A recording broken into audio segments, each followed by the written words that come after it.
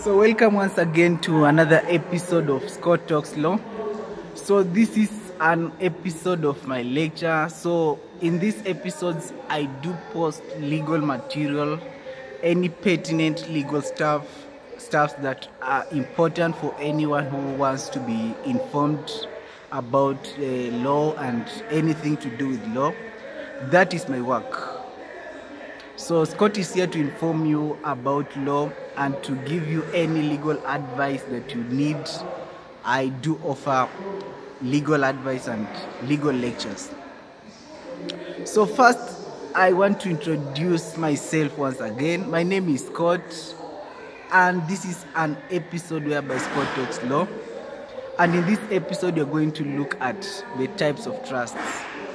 So there are many types of trust, of course, and before you know these types of trust, you need first to know what a trust is. It's important to know what a trust is. So a trust is a set of obligations. According to Lord Coke, a trust is a set of obligations that are placed upon the trustee to hold this trust property for the sake of the beneficiary. Remember that the one who creates a trust is called a testator or asset law.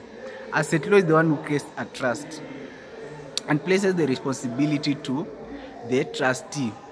And Lord Underhill will also tell you that the trustee has this obligation to act in good faith, and is supposed to exercise the fiduciary duties. And the fiduciary duties are to act in good faith, to perform any reasonable skills, and to exercise the skills pertaining the trust in question, and to act in good faith. I mean, he's supposed just to act in good faith, exercise the fiduciary, act in good faith, perform any reasonable skills in respect to the trust property, and to avoid the conflict of interest. So this trustee has just that responsibility to hold this property, trust property, but he does not benefit from the trust property. So,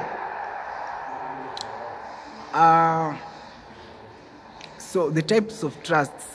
Let us begin with the revocable versus the irrevocable trusts. So revocable trusts, as the name suggests, are those ones which can be brought to an end. They are revocable. They can be brought to an end. While irrevocable trusts, on the other hand, they are those trusts that cannot be brought to an end. They are just there. They cannot end. So revocable trusts are like living trusts. So revocable trusts are just created to avoid the probate process, the probate procedures. So you just create this trust and establish like a will and put it in a trust. You need not to go to court so that you can transfer the trust property to someone else. So it is intended to avoid this probate process and all other court proceedings. So irrevocable trusts are those ones which cannot end. They're just there. They exist. They cannot be put into, they cannot end. While revocable trusts are the ones which the settler can end the trust. The trust can be put into, they can end. So we also have these other types of trusts like the secret trusts. So under the secret trusts, we have the half secret trust and the full secret trust. So this half secret trust is whereby only the subject matter is known. If I intend to create a trust property, for example, I intend to leave this house, the house which is the subject matter, the ones which I want to leave maybe for the beneficiary. So the subject matter is the one that is known, that house. And the full secret, both the subject matter and the beneficiaries are not known. So I just create a trust, I place the obligation upon the trustee, but the beneficiaries and the trust property are not known. The blind trusts. Under the blind trust, the beneficiaries are not known. I tend just to create a trust, but I don't want to specify the people who are to benefit from this trust property. Maybe for some particular reasons, for example, and mostly these kinds of trusts are created for parents who have children out of the wedlock. You have had a child who is not part of the family, and you just intend to create a trust for that child, but you don't want it to be known. So you create a secret trust, and in this case you can create a blind trust whereby the beneficiaries of the trust are not known. Another type of trust is a family trust. That one which is created for the benefit of the family. It's called a family trust. So we also have public and private trusts. As the name suggests, the public trust is created for the general public, while the private trust is created for the private individuals. So another type of trust, we also have the special need trusts. So we have people who are of special needs in our community or our society. So these people, maybe they cannot manage this trust property. Most of these aged people, or they are aged people, the special need people, or children of special needs, so they cannot manage this property. So I create a trust. I place the responsibility on a trustee to hold this trust property in trust for the benefit of these beneficiaries. So these are just trusts for they are trusts which are created for people with special needs. So the people with special needs will benefit from that trust property. As we have seen that this trustee has that fiduciary duty to exercise that fiduciary duty, that you are not enjoying what you are holding. Your purpose is just to hold this trust for the benefit of other individuals. So another type of trust is the testamentary trusts, and these are trusts which are created after a will has been passed. So these are trusts are like they will only be in place when someone has died. They are called testamentary trust. They are the opposite of the living trust. So the inter vivos trust or living trust are those ones which are created during one's lifetime.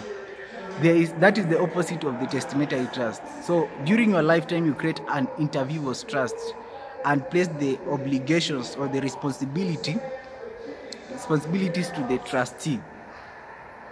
So that one is the testamentary trust. So the joint trusts. So the joint trust, under the joint trust, this is a trust whereby most people who benefit, it is created by mostly the couples, the people who are married, or it is created jointly. So there is also that case of MNN versus K. I don't know the case, but it's like it's MN something. So we also have the spendthrift trust, and this is a trust created by parents. Maybe they think that their children will waste the trust property, or they haven't reached that age whereby they can manage the trust property, and they intend to create a trust for them whereby they know when these children are left with that property, then they will use it with their purpose that is not intended. So these parents will transfer this responsibility to a trustee, so that to hold that trust property on their behalf. So that is the spendthrift trust. The spendthrift that word is the spendthrift trust. So those are the types of trust. I think I've exhausted all of them. Also have the AB trust, the QTIP trust, and the asset protection trust. So the family trust, the fixed trust. So we also have these fixed trusts and the discretionary trusts. So under fixed trust, the trustee, there is no exercising of discretionary powers. You are just fixed in that trust. And discretionary trust is whereby you can exercise the discretionary powers. So that is the lecture on the types of trusts, and I just stay in touch as usual. I will be posting more lectures on different units and different areas of law. So have a good day and keep on staying in touch. Thank you.